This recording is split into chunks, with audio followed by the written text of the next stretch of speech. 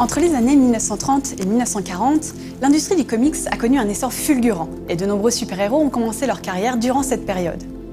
Malheureusement, dans les années 50, l'engouement s'estompe un peu, même si Stan Lee permet via de nouveaux concepts de redonner du souffle à l'industrie vers les années 60. Pour autant, tout n'est pas gagné et les années 80 sont encore sous le signe du pessimisme. Nombreuses sont les séries qui ne ménagent pas leurs héros, certains passant parfois de vie à trépas. Les univers deviennent plus réalistes, plus noirs, plus dangereux.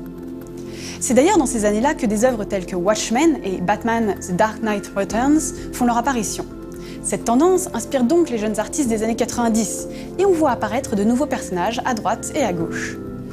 Il en est un qui deviendra assez populaire passé les années 2000 et qui pourtant à l'époque de son arrivée dans les pages de la série New Mutants ne payait pas de mine en tant que mercenaire pas gentil recruté par le grand méchant.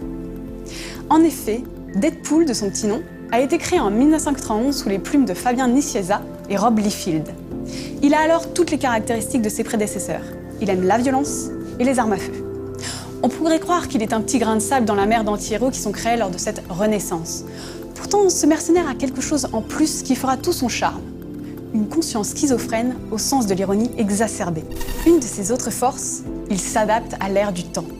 Au départ, son côté violent, sombre et réaliste le rapproche de Deathstroke.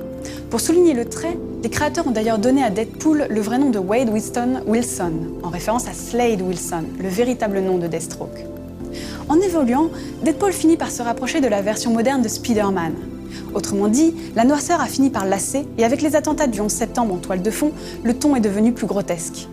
Les multiples personnalités de Deadpool s'adressant directement au lecteur deviennent presque la raison d'être du personnage.